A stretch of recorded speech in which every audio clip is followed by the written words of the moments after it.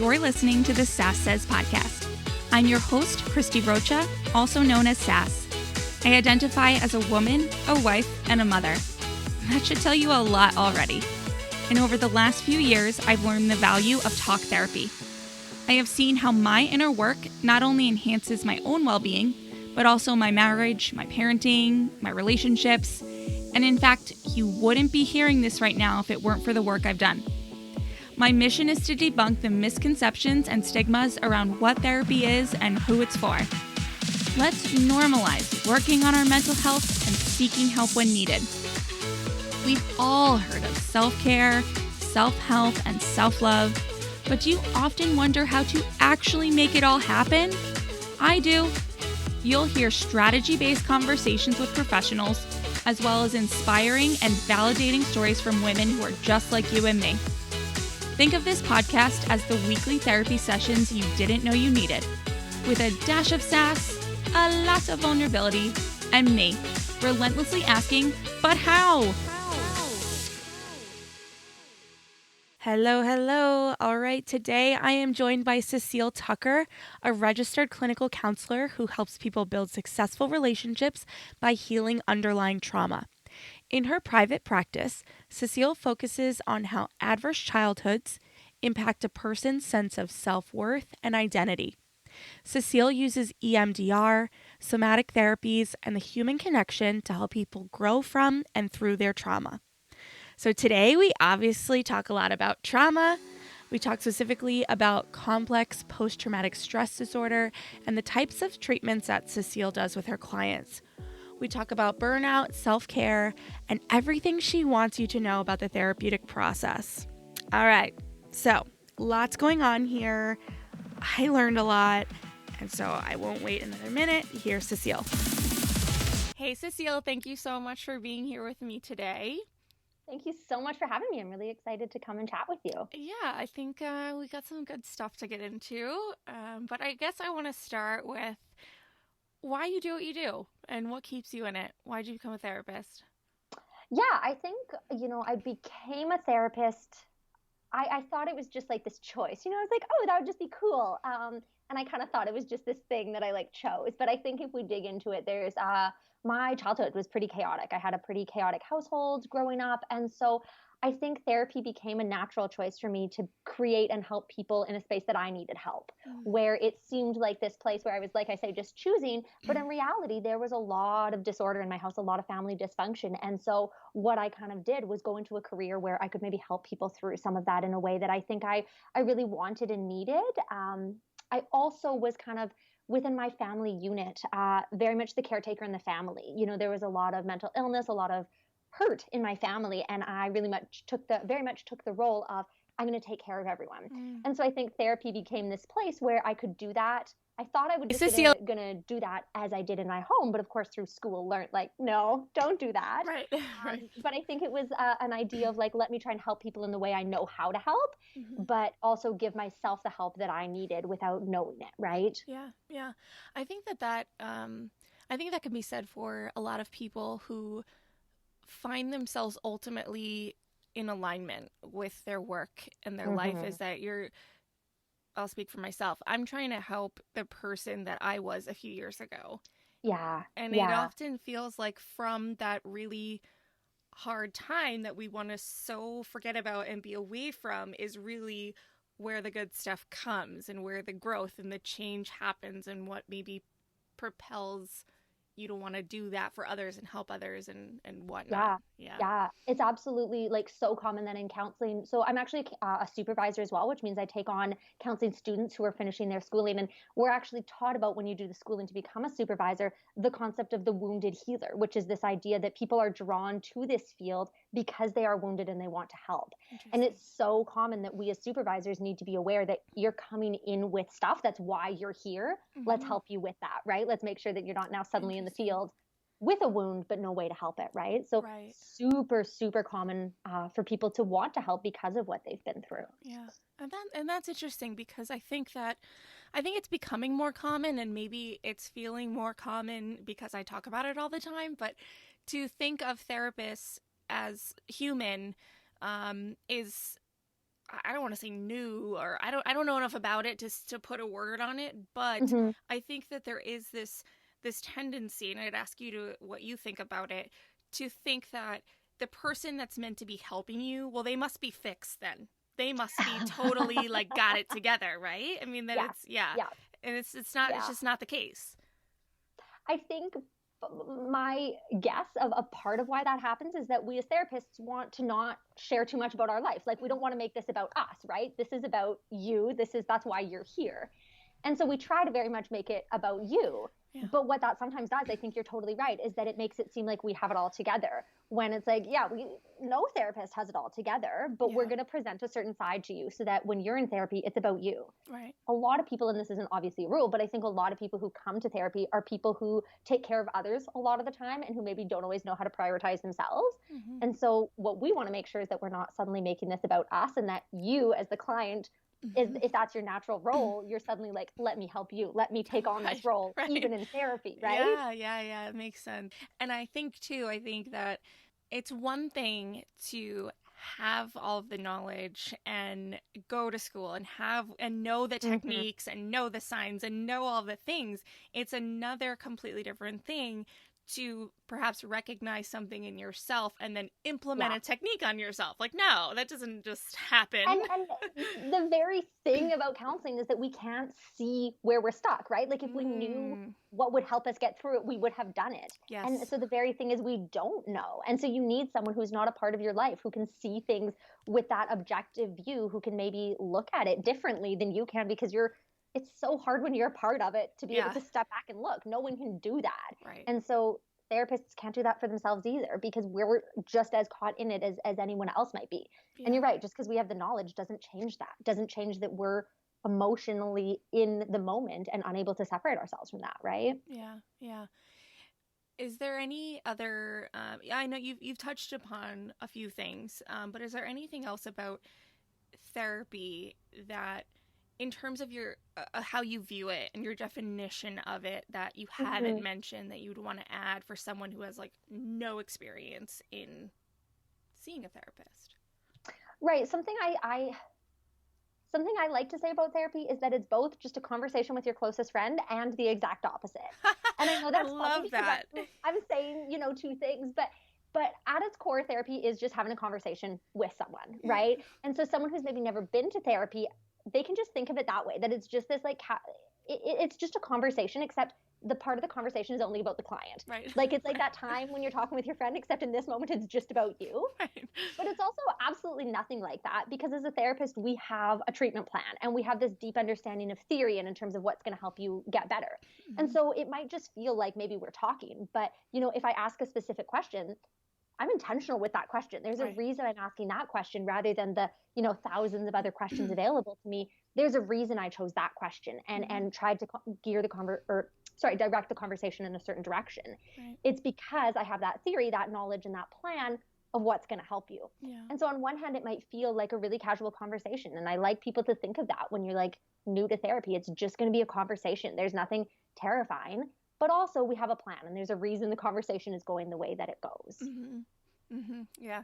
And I've said this before, but I find it funny to say, because I do have a good relationship with my therapist, but there was certainly a lot of time early on where I would leave the session and kind of be like, what did we just do?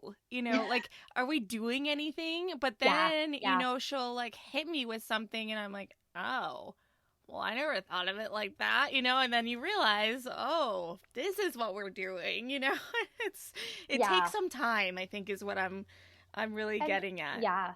And to add on to that, I think if you have that fear as a client, bring that up to your therapist, because we can share with you what we're doing. In the beginning, if a client comes to me, so I do a lot of trauma work. So if a client comes to me and they're really destabilized, which means that they're really in their trauma still, well, what I'm going to do is I'm going to help stabilize them. I'm going to help make them okay again. And sometimes that might not feel like we're doing a lot. But if I can explain that to a client, if I can tell them, hey, this is the stage of therapy that you're at right now in your trauma therapy. Here are the steps that we're going to do in our trauma therapy together. And we're right here. Here's when we'll know that we're ready for step 2. Like, if I can tell them that and give that client that insight, then they understand why we're doing it. And it doesn't feel like, what am I doing here? What's the point of this? Yeah. Excuse me. Yes. No, I can see certainly the value in that, especially if someone is coming into the situation in a state. I mean, you want, you kind of want to know that there's a plan to get out of the state, Yeah, what are we doing, right? Yes, Like, yeah. help me, rather than it might feel purposeless. And so that's something I try and on my social media is help people see a lot as like, you have power as a client in the therapy room, or not, you have all the power in the therapy room, but don't be afraid to ask and to share what's going on for you. Like, your therapist wants to know what's going on for you. So if you're like, these sessions feel pointless, like, oh my gosh, okay, let's talk about that. Let's discuss that. I want to hear that. Or if I say something that upsets you and you're like, last session, Cecile, you said whatever it might be, and I felt super invalidated. Like, oh my gosh, I need to hear that. I want to hear that so that I can help correct that rupture in our relationship and we can move forward, because we won't be able to move forward while that's happening. But I think clients forget that sometimes, that they have that ability to bring those things up or to talk about those things. Yeah. Yeah. Because I think, and just being on the other side of it, I think where I immediately think of why that is that I think it can be a little intimidating. This isn't a field that, in my experience, most people have an understanding of before you're in it, right? So you don't want to sound ignorant. You don't want to sound naive. You don't want to sound any sort of way because you just don't know. But also, I think, too,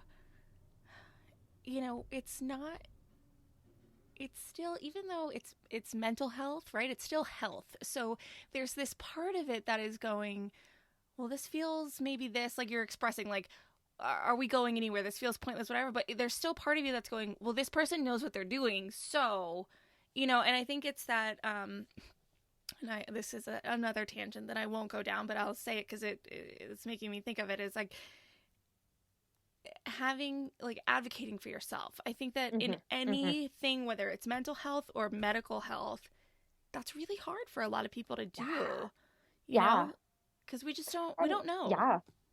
And I would jump on kind of when you were saying, you said that, the therapist has all the knowledge and we don't have that knowledge. I would say, but you have the knowledge of your experience, and your experience is correct.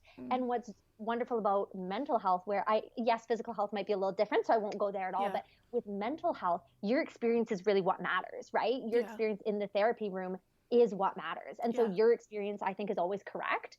And we want that person to share it, even though totally hear you can be super intimidating and hard to feel that you trust your therapist enough to share that with them, to trust that they're going to receive that well. But I mean, in theory, we will, right? We are supposed to be receiving that well. Right, yes. Of course, in theory, I can't speak for every counselor, every therapist, but that's how it should be.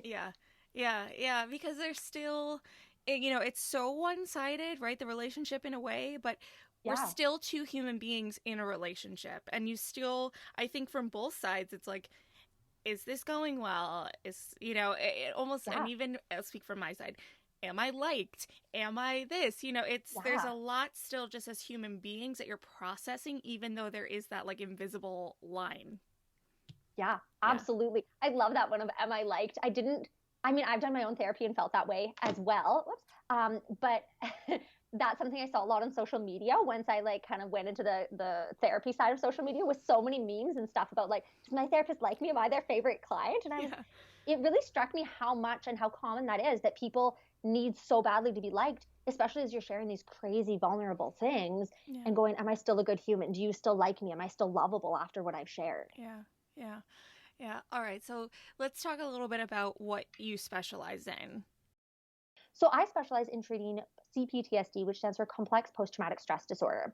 So post-traumatic stress disorder is a disorder that comes from trauma, where we have certain symptoms that come up a certain time after a trauma happens. So if we undergo a trauma and we have some symptoms for 3-5 days, that's normal. But if those symptoms extend for a long time and we still have those symptoms, that's when we would then label it post-traumatic stress disorder. Now, where CPTSD differs from PTSD is that PTSD comes from one or two events, whereas CPTSD comes from ongoing abuse or ongoing trauma. So what I work with a lot is folks who have had childhood trauma of some type. So, maybe they lived in a neglectful home for 10, 15, 18 years. And now they have CPTSD from that home. And there might not be one moment that we can say this caused the trauma. Like with PTSD, we would say this car crash caused the trauma, or this moment of violence caused the trauma. With CPTSD, we're looking at a lifetime of events, or we're looking at, months and months and years maybe of this trauma happening, where there's no one moment that defines it, but what defines it is the ongoing nature of it. And are most of your clients coming to you with the knowledge of what that trauma is, or it's something you uncover as you go? Yeah, we uncover as we go. So actually, most of my clients don't come to me with a knowledge of CPTSD at all. They come to me saying, hey, Cecile, like, I'm really depressed and I always feel like I'm not good enough. I can never figure out why I'm not good enough. There's nothing that really happened. I just don't feel good enough. Or Cecile, I'm anxious all the time. Like I'm coming to you for anxiety treatment. There's all this anxiety that I deal with all the time. I always am trying to be this perfectionist and trying to be better. And when we work together, when we dig a little deeper, we realize that maybe the reason they're this perfectionist is because they had this childhood for, let's say 18 years until they were able to move out of their home, where their parents or parent caregiver always told them they weren't good enough. And so they're always trying to be better. And they take on this perfectionist nature to be better, because when they weren't perfect, maybe they got yelled at, maybe they got neglected, maybe they got ignored for, 5 days at a time for making what you or I would consider a very minuscule mistake. And so now they feel this anxiety around mistakes and this need to be a perfectionist. And so in our work together, we're going to uncover that. We're going to understand, well, maybe this anxiety is more than just the need to be good. Maybe there's a deeper underlying trauma. And when we heal that trauma, this symptom will naturally go away. We don't have to focus on the symptom. We can deal with the deeper thing. Interesting. So when I hear complex trauma or even childhood trauma, certain examples come to mind. You mentioned neglect, abuse. Are there instances that we might not immediately think of that could trigger that? So trauma is always about how we received it, not about what happened. So it's really hard to define trauma based on events, because it's all about what happened. So you and I might have gone through the exact same event as a kid, and I might have been traumatized by it, and maybe you weren't, because maybe you had supportive people that you could go turn to after, who held you as you cried, who were there for you. And maybe I didn't. And so my nervous system took that as traumatic because nobody helped me through it afterwards. And so it's really hard to define trauma based on those events. We really need to define it based on just how I received it rather than what happened. That's a lot harder. It is a lot harder. It's so much harder. But I think I, for me at least, think it opens up the door for a lot of healing, because when we try and define it based on, did you go through X, Y, Z? Well, now if you might be experiencing symptoms of trauma, but you didn't go through X, Y, Z, like go away, right? Invalidated. Yeah. Whereas if I say, oh my gosh, you're dealing with these things, maybe there's a cause for this. Maybe there's something deeper, and maybe it's not what would have traumatized somebody else, but it traumatized you. With that lens, now we can go to work and heal it. But if we're saying you didn't go through XYZ event, well, now I can't help you, right? It really shuts the door. Yeah. And I think that, and where I'm kind of going with that question is more so that, in my experience, I've always been interested in the mind and relationships and psychology, and I'm very open to a lot of self-helpy type stuff. And I was a person that felt like I had a good childhood. I have friends. I have a husband. I've got kids. I got this. Like, therapy isn't for me. Like, everything is good.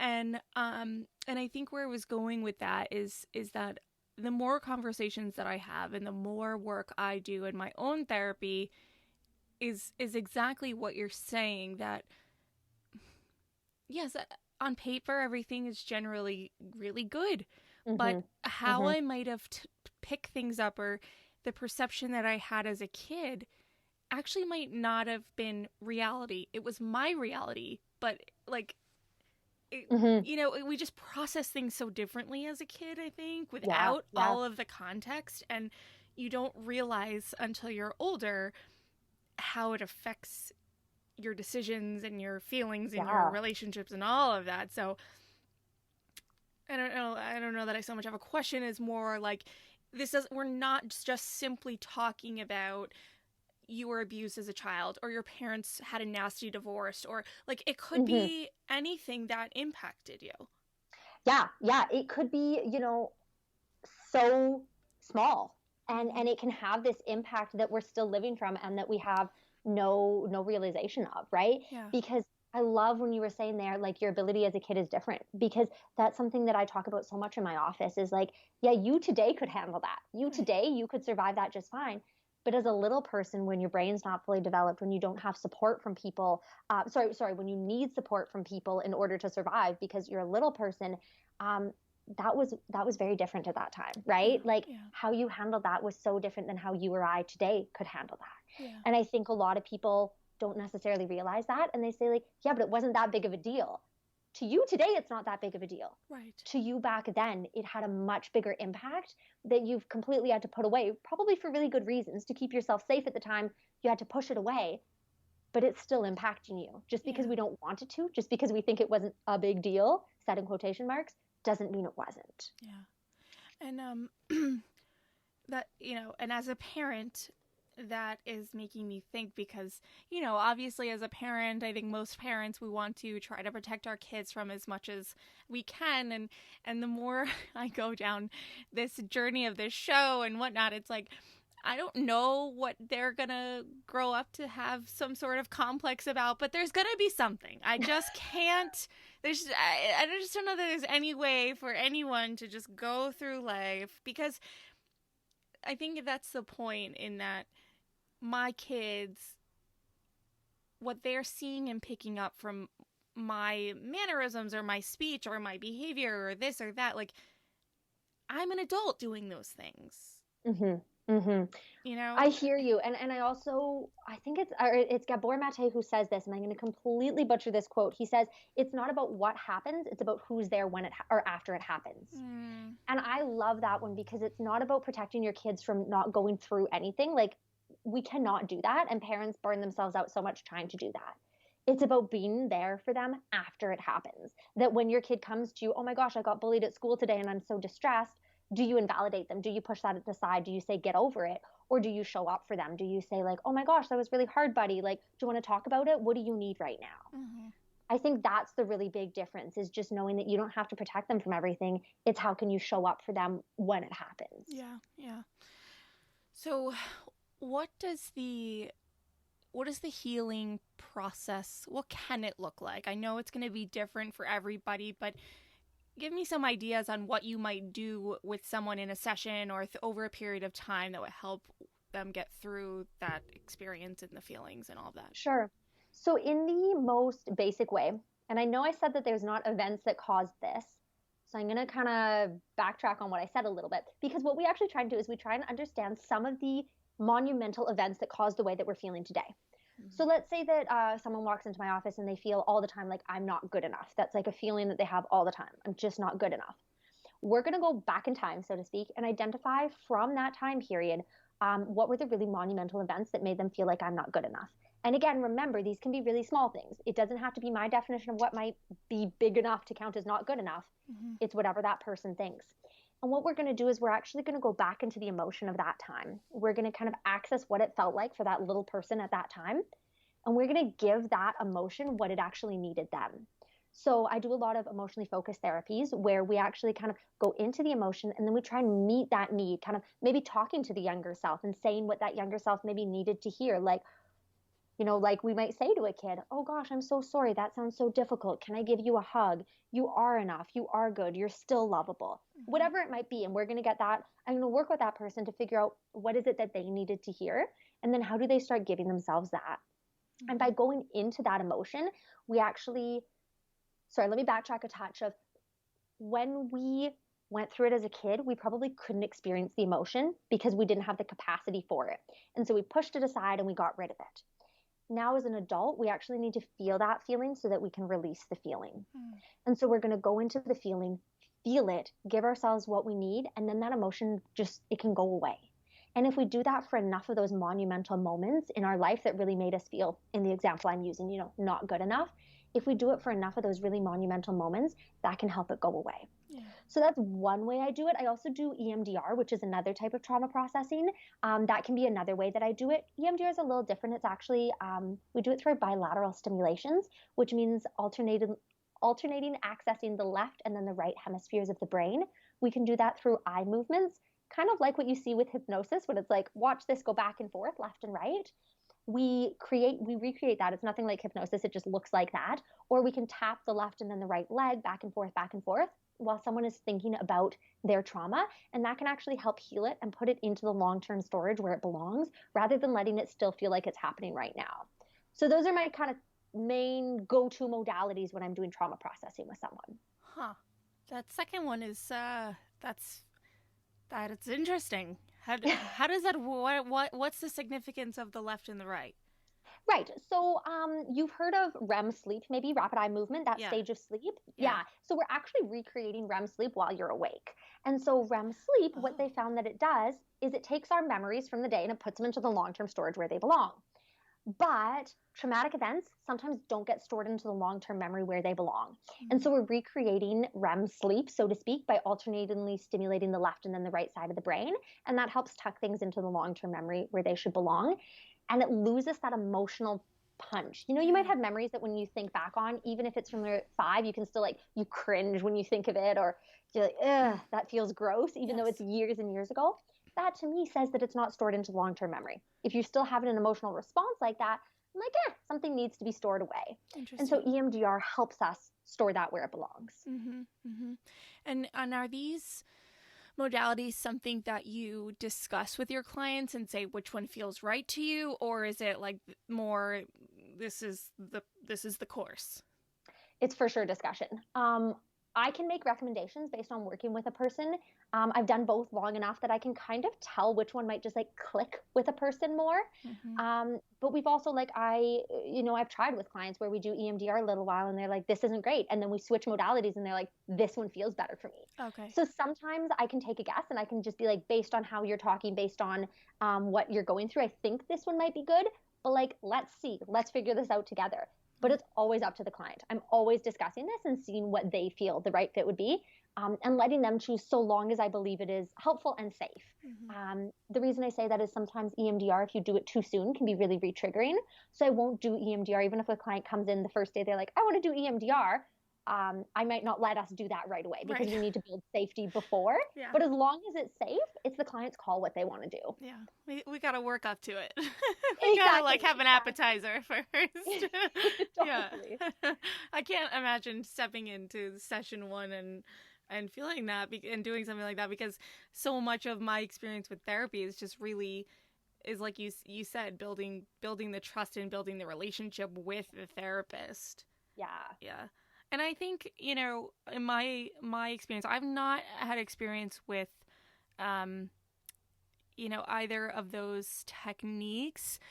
We have the first one, is that, would you call that inner child work? Is that? Yeah, there can absolutely be some inner child work there. The reason I don't call it that specifically is inner child work can be a part of lots of different modalities of therapy. Okay. And so I'm doing it kind of from the framework of one specific one. But yes, absolutely, we end up doing inner child work. Yes. Okay. I've done a little bit of that, but I've not had experience with like you said, either of those options specifically. But what I have found to be very helpful is I can think of more than one situation where a past experience and what made me think of it was when you're saying, you think of something that happened when you were 5 and you kind of get that ick feeling, even though it happened 25 years ago, whatever it is, where I can think of 2 experiences where, if I thought of them at bedtime, I'd be up all night. And just taking a full session to hash out every detail of that experience, because for me, those types of experiences are experiences that I've not shared every detail with anyone. So just saying them out loud, it almost, to me, it's like I have the visualization of it coming out of my mouth and then it's gone. Yeah. It's like, I'm Yeah. not holding the secret anymore. It's like, It's even not if something, it's not just yours. right, like, even if it's not like a secret in the shameful bad way, just Yeah. something that I haven't shared secret, Yeah. that it's like just Absolutely. released Yeah, out. just getting those things Yeah. out can be so healing. I will mention, just in case there's people listening, that's not the only way to do trauma treatment. And there's actually, with EMDR, one of the protocols we can do is what we call blind for the therapist. Is that I don't actually need to know all the details. I can know very few of the details. Mm. Um, People who might really respond to this, and I don't know if your listeners would fit in this, but for example, first responders might not be able or legally allowed to share all of the Oh, details of what interesting. happened. Mm-hmm. We can still do EMDR without knowing that. I can do it, the ghost protocol, where I'm blind and I don't actually know what's happening. And so I'm just mentioning that for folks who maybe don't want to talk about all the details of their trauma, or who can't for legal reasons, maybe talk about all of it. There's still healing that's possible. Oh yeah, no, I'm glad you said that, because I wouldn't have thought to ask that. So Right. that's really good clarification.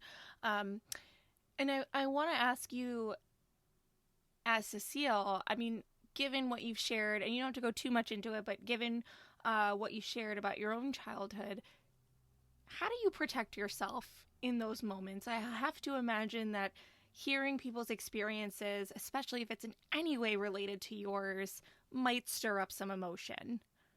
Absolutely. I think for me, it's not even the hope, but the knowledge that it can get better. I've done a lot of my own work, and I deeply believe, and I've seen in my office so many times, the transformation and the work, the change that can happen, that I deeply believe that is possible for every single person who comes into my office. So when someone's sharing something with me that can be highly distressing, I so deeply know that they're going to be okay, that they can heal through this, that they can get better, that they might not be okay now, but holding on to that knowledge allows me to know it's hard right now and they will be better. And so I can sit with them in that pain, because I know we can help them get through it, that they're not going to be here forever, that things will change for them. Yeah. And for you, I mean, and for you sitting there, it's not going to be forever. You're Sure, not going to be sitting in that same level of pain with someone, theoretically, week after week after week, year after year. There will be movement from the space they're in. Yeah. Absolutely. Yeah. Yeah. I can't. I don't know. I think I have so much interest in this, and then when I think about, my husband's always like, you should go back to school and da da da, and I'm like, no, but I think I only have interest in it from this side of it. Like, fair, yeah. I don't know that I could sit there and really just, I don't know, the patience. It's a lot of patience, I think. I do think not everybody wants to do that. And I think that's okay, right? You do have to be able to hold a lot of pain. That is for sure something. And you have to be able to work through and release that pain fairly quickly, right? If I see 5 patients in a day, 5 days a week, which is pretty much what I do, I like to see about 25 a week. Wow. If that's what I'm doing, I better be able to let that go, where I'm not going to do this job for much longer. Yeah. Right? Yeah, right. Yeah. Yeah. But you do have to have that capacity and that ability to hold that pain. And I don't think everybody needs to want to do that, right? Yeah. Like, that's okay, that there's other ways to help that aren't about holding that pain, right? Yeah. No, I like how you said that you have to be able to hold and quickly release a lot of pain in that way. Is there anything else in your mind that, I'm sure there is, but what other aspects of the job or whatnot do you think are important for a therapist to embody? Like, what makes a good therapist? I love that question, because that's I think I mentioned I supervise students. So I work with students who they finish the theoretical part of their master's degree, like the book learning, and then they come with me for 8 months and they work with clients, and we work together to get them ready to be a full therapist off on their own. And so that's something that comes up for me a lot, of what makes a good therapist. And I think for me, it's about really having a good knowledge of the theory, but then being able to sit with someone in their pain and letting that theory go, which is funny, because we need that theory. That's what guides us, but we also can't be tied to that theory. That when I'm sitting with a person, I need to just be connecting with another person and not being like, oh, you don't fit my textbook. What am I going to, like, go back to my textbook? Like, no, I need to let that go. And I need to say, I'm here with you in whatever your experience looks like, regardless of what my textbook says it should look like. Yeah. And Yeah, it's a tough balance, but I would say finding that balance, finding that ability to embody both of those, of having such a deep knowledge of theory and completely being able to be with someone, that's what I think that combination is, I think what really allows therapists to thrive and really help their clients. Yeah. I can imagine that would be difficult for someone starting out, because Yeah. you're fresh out of academia and also don't have much boots on the ground experience. So you want to Yeah. rely on what you know, and what you know is the textbook. Yeah, yeah. Yeah. And so a lot of the times with my students, when they first get started, I tell them to forget the theory and just connect with the person, because that one ultimately is more important. And as they become more comfortable just being with a client, talking with them, reflecting back what they're hearing, as they get better at those basic skills, then it's okay, well, what would theory suggest you should say back next, rather than just connecting with them? How are we going to connect with them, right? Yeah. But at first, it's just about forming that relationship. Because if we don't have that relationship, like you were saying, like if we don't have that relationship with our therapist, how are we supposed to do anything? How are we supposed to go anywhere? Yeah. Yeah. So, being a therapist yourself, do you have your own therapist? Yeah. I actually have a couple of therapists, which is funny. But as a counselor, I like to have a supervising therapist, which means someone who can kind of help me as a therapist. Okay. And of course, that's going to bring up kind of maybe what I'm going through as a therapist. Uh-huh. But then I also, I currently am not working one-on-one with a therapist in terms of like my personal things in this exact moment. Okay. But I usually have both, where I have a supervising therapist and then I have a personal therapist, because sometimes I just want to talk about me outside of me as a counselor. Right. But then sometimes I want to talk about, hey, this is what's coming up in my cases and I don't know what to do, or it's bringing up this response in me. It's making me think of these things that I've gone through. How do I separate me from me as a therapist so that I can show up for my client and really be there for them? Mm-hmm. And this is kind of an on-the-spot question, I guess, but do you believe that therapy is for everyone? Oh, yeah. Oh, yeah. I mean, I'm biased for sure as a counselor.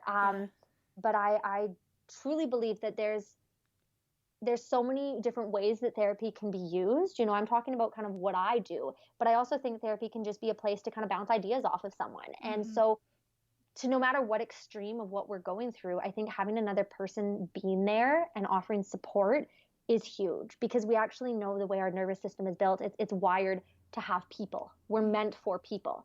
And so to have another person who's there for us, I think no matter what we're going through, can be super beneficial. Yeah. Yeah. I resist people, but I need people, I guess. Right. Yeah. Especially during the COVID lockdown, my FaceTime therapy sessions were some of the only interaction that I could, not only that I had, but that I could actually handle. You know, it was like, I can't do people, but I can do this, Yeah. Because I could just get it out. Yeah. What do you think people, misunderstand about the work? And what do you want people to know about therapy that maybe is stigmatized or not talked about enough or just misunderstood? Yeah, I think something that I hear a lot, and maybe this is specifically because I'm a trauma therapist, maybe not, but a lot of people when they come to see me for the first time say they're really afraid because they think that they're going to have to go talk about those things right away. And they're like, I'm terrified. I don't want to talk about those things, but I want to do it. So I think there's this misconception that to get the best out of therapy, you have to go into your deepest wounds and it's going to be really, really painful. And don't get me wrong, therapy can be hard, but we're not going to do it at a pace that you can't manage. So we're not going to like we were kind of saying, it's not on session one that we're like, let's jump into this and dig into your deepest wounds. What we're going to do is we're going to say, okay, what do we need to do to prepare you to be able to do that and to feel ready to do it? Yeah. We're not going to go there before you're ready, because that's going to be re-traumatizing. That's going to be harder. Yeah. And there's this conception that we have to do that to benefit from therapy. No, to benefit from therapy, we have to do it at a pace that feels safe for you. Yeah. We might challenge you and push you to go further than you might totally want to, but we're not going to go further than you can handle. Yeah. And as you're talking, I'm just thinking again of that agency. I think that that's come up a few times now. At least my response to what you're saying that's come up is that, I really, we're the client. It's a client, and this is a service, and Yeah. it doesn't mean we can come in and, like lay down the law, like when I'm a paying customer, not like that, but just that it doesn't serve you, the counselor, any more than it wouldn't serve me if I'm not doing it in a way that works for me. This isn't, it's theoretically, you're in a profession where you want to see me move on from you. This isn't like a client retention. All the time. Yeah. If I'm doing my job right, I'll never see you again. And that's my deepest goal. To work myself out of a job and to not have clients to see me. I mean, that's never going to happen, but that's my goal, is that there's no one who needs me anymore. Yeah. Right. Because you're totally right. Like, I want you to want to come to therapy. I want you to come back so I can help you. And pushing you to confront your deepest thing right away and feel this like intense pain all the time, that's not going to get you there. That's not going to do what you want. Right. Yeah. Is there anything that has truly surprised you in your experience working with clients or your journey to becoming a therapist? Anything that kind of caught you off guard? For me, it was definitely realizing. So when I started counseling, I did not specialize in CPTSD at all. I was just kind of a general counselor, whatever comes into my office. And the reason I started specializing in this was because I was so surprised and noticed how often people have these traumatic incidences when they're younger that they discount and don't notice as such. And this need for me was, let me help you see that.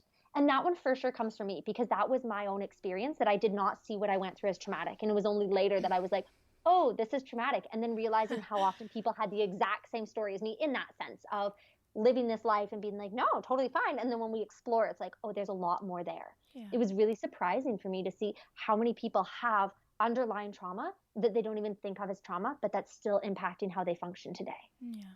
Okay.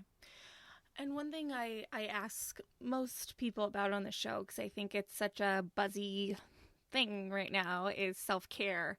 How do you, Cecile, self-care? Yeah. So a big part of my self-care, honestly, is time management, in terms of not being too busy so that I have the space to do whatever I want. That's a big thing for me, kind of having that freedom. Like, I think if I'm too boxed in, even if it's things that I love and that I want, if my schedule is too full of things, I start to get stressed and overwhelmed. I need time to just be able to do whatever I want, no matter what that is. So that's a big one for me, is making sure that my schedule stays kind of empty a lot of the time, so that I can choose at any given moment, what do I need in this moment? Do I want to go hang out with friends? Do I want to go on a walk? Do I want to read my book? Whatever it might be. What do I want to do? That's a big part for me. And then honestly, my self-care is pretty stereotypical, getting support from friends and family, spending time with them. Working out can be, whether that's going on a walk, whether that's a workout, whether that's a run, that can be useful for me. Pretty typical, boring, normal stuff, to be really honest, because it all comes down to the same stuff, I think, for most people, right? Yeah. And how do you find that you actually get it done? I mean, I think that there is a lot of chatter, especially on social media, about what self-care is, how you should be doing it, when you should be doing it. There's the 5-6 a.m. crew, there's the late night crew. Yeah. There's all these instruction that I think is meant to be helpful, but I'm always curious how, in a really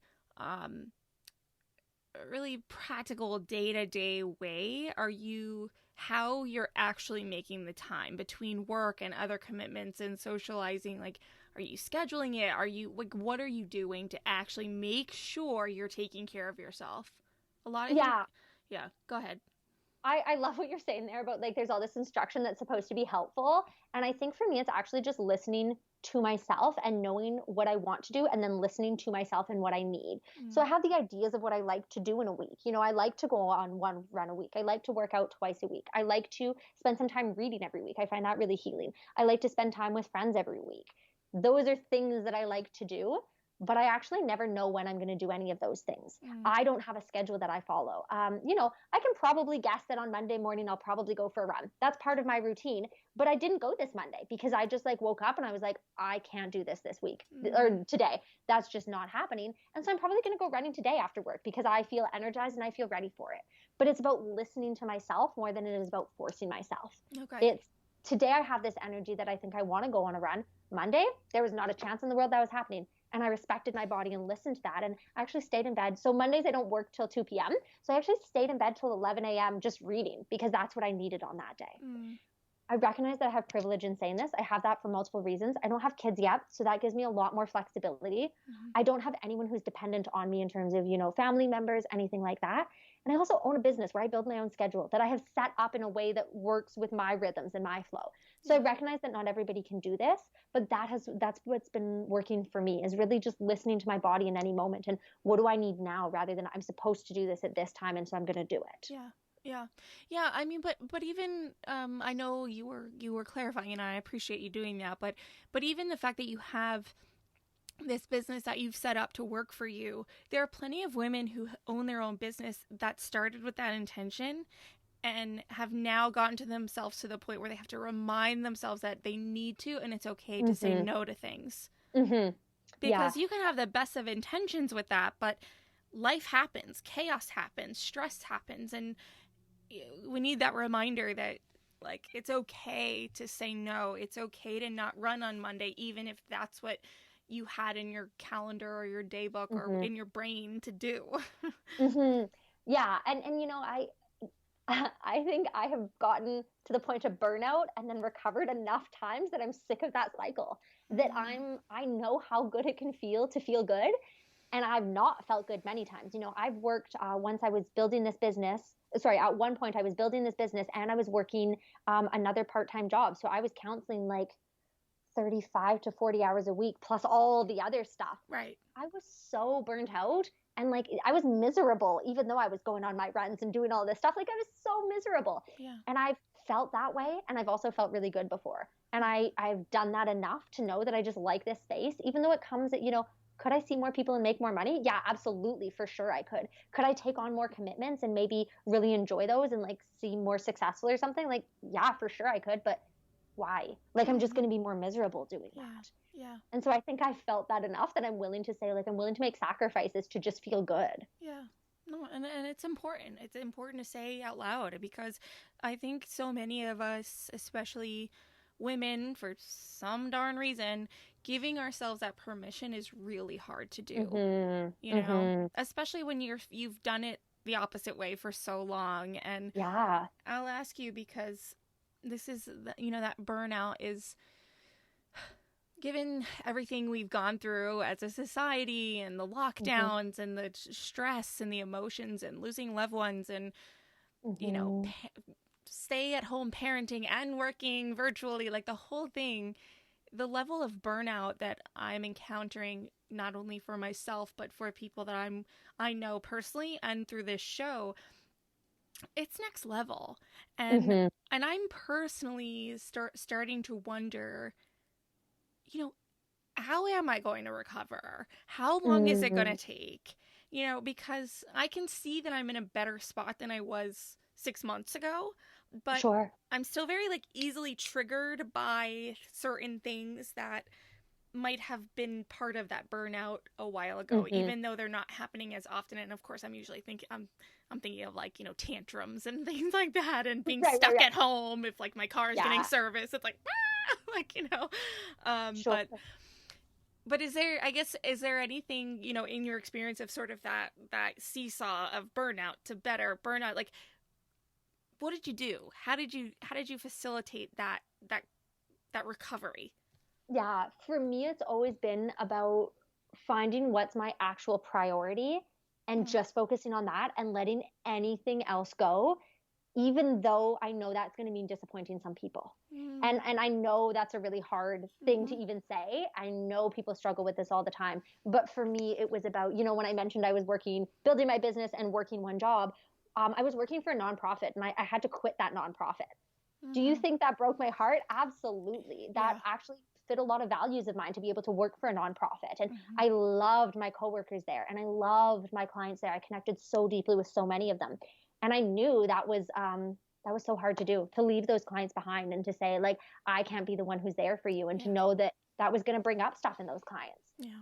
I knew I was disappointing people, and I knew that ultimately I had to take care of me. And so I had to kind of say, what's my goal? What's my ultimate priority? And how do I just focus on that and let those other things go, even though it hurts others, disappoints me. Yeah. We have to slow down. We've got to slow Yeah. down. And even if it's having to write it down, like, write it down. What's important? You know? Yeah. Yeah. Yeah, absolutely. Whatever it takes to allow that to happen, right? Because I think, you know, so many of us are so busy that we can convince ourselves in one moment what's priority, and then we're in the next moment so quickly that it's like, well, this is the priority now, you know. It's like really taking the time to slow down and think bigger picture, what's the priority, because, you know, in a moment, whatever you're faced is going to be the priority. Yeah, absolutely. Well, Cecile, is there anything that you would have asked yourself that I didn't think to, or anything that you want to really drive home for the listeners today about what we've talked about? Nothing is really jumping out to me right now. No, nothing jumping out. Okay. And if you could give someone who's listening that has no experience with therapy, but is hearing this and going, I'm resonating with some of that, what advice would you give them as far as where to start, how to get started? Yeah, you know, I love that idea that maybe someone's listening and they're resonating, right? There's a piece of them that's being drawn towards that. And I would say just pay attention to that piece. What's resonating with that piece? Where's that piece being drawn to? You know, was there a specific moment, say in our conversation, that you were like, oh, I'm drawn to that? And could you notice that piece, whatever it is, and explore that a little bit more? Could you dig a little bit deeper into that? But following that intuition, if you want to call it such, that says there's something for me here, and allowing that to guide you, that you don't need to, from your brain, decide what the next step is.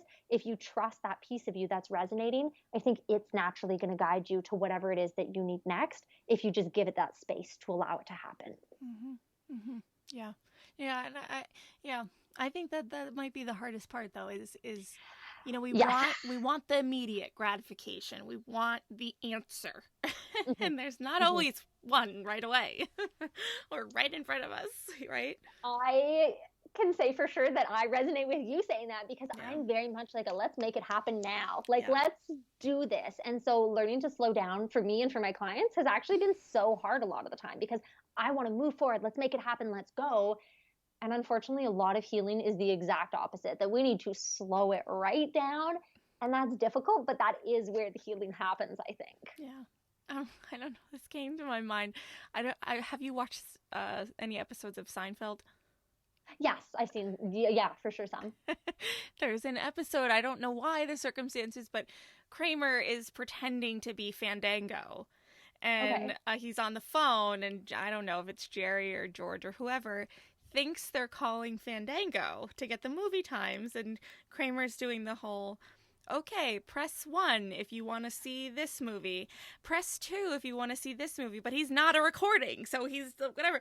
And like eventually he gets to the point and he's like, why don't you just tell me the name of the movie you want to see? And it's like, because he's like trying to be a person guessing what the computer should be doing, and he finally just gets to the point where he's like, why don't you just tell me? And it's reminding me of that, like that same feeling. There are times where I feel like I'm just like pulling at straws, and then sometimes in my head I'm like, can you just tell me what I need to know? Can you just tell me what I'm thinking? Can you just tell me what to do? Yeah But it doesn't work like that, you know.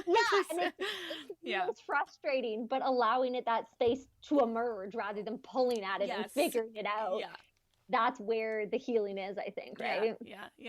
And I mean, tell me what I need to know, whether I'm talking to myself or I'm trying to like telepathically communicate to my therapist. It's like, just let's just get there already. And I know, having obviously been on both sides of the chair, I know how much it's like, just tell me what the right thing to do is. But like being on the other side of the chair, like I genuinely don't think there is a right thing to do. I'm like just helping you figure out what feels best for you, but genuinely not feeling there is a right thing to do. But then being on the other side of the chair and being like, what is the right thing? Right, I know. Feels like there is a yes or a no. Yeah. Sometimes I just like deadpan her, and I'm like, this is something that's going on just in my head, right? Like this isn't like a real, like, not real isn't the right word, but I often, if I feel like I'm really struggling with something, I just get to the point where I'm like, okay, this is about me, isn't it? It has nothing to do with the other person. And it has nothing to do with the situation. This is about me. Let's go there. And she's just like, uh-huh. Yep. Uh-huh. I'm like, okay. I'm just going to start there next time. Yeah. Oh, I love that. I love that you've done enough work and have enough knowledge to be like, I can notice these moments. Yeah. They're not about the other person. This is about what's going on for me. Yeah. Well, because when you figure that out, you get to what you think are like the like resemblance of a solution much faster. Mm-hmm. Yeah.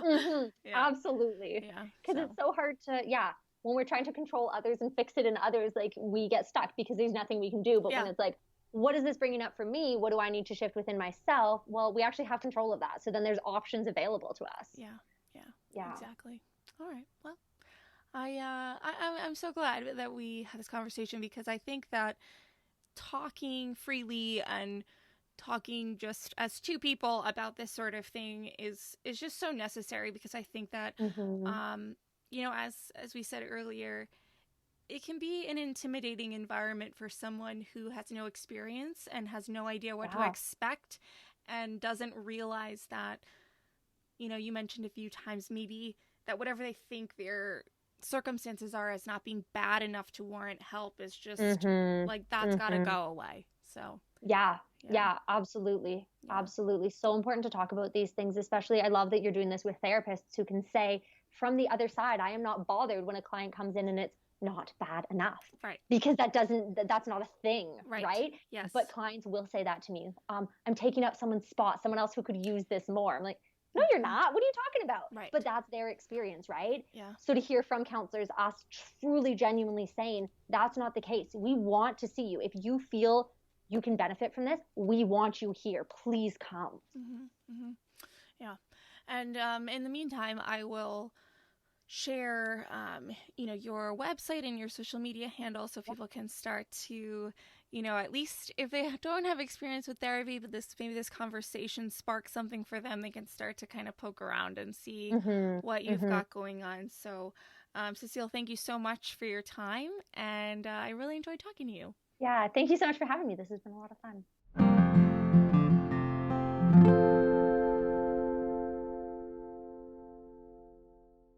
Okay, I find this stuff fascinating, and I'm assuming you do too. Otherwise, maybe you wouldn't be here. But I think the importance of this conversation for me is to remind us all that people have stuff going on. People have stuff going on that we would never know about, that we could never see, that they'll never tell us, that goes deep. And it's just empathy. Like, empathy is screaming at me. So trauma, post-traumatic stress, and the healing process can take time.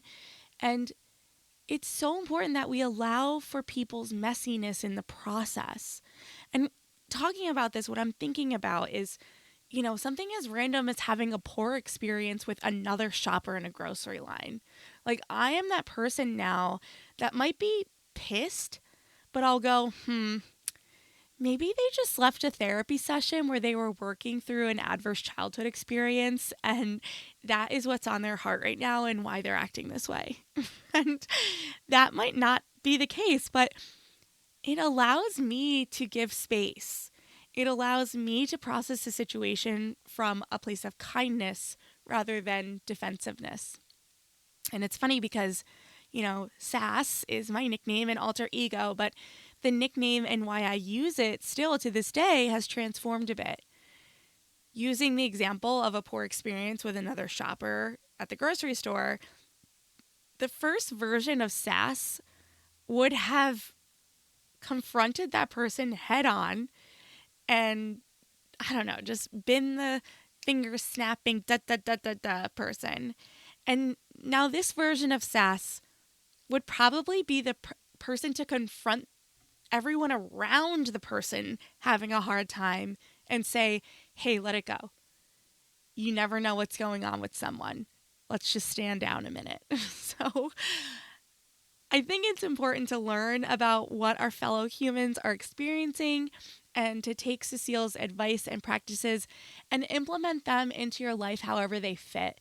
And if you're not feeling a connection to trauma or trauma treatment right now, just keep it on your mind and your heart as something that so many of us deal with. And if people are actively in therapy or actively working on themselves, it can feel all consuming and can make you say and do things that you wouldn't otherwise. So empathy, kindness, and love. All right, that's it. Bye, guys. Thank you so much for tuning in today. Sass Says is a production of Luann Nigara, Inc. This podcast is meant to be educational and not meant to replace professional therapy or professional medical attention. To learn more about today's show and what's new in my world, head over to sasssays.com. Thanks so much. Talk later.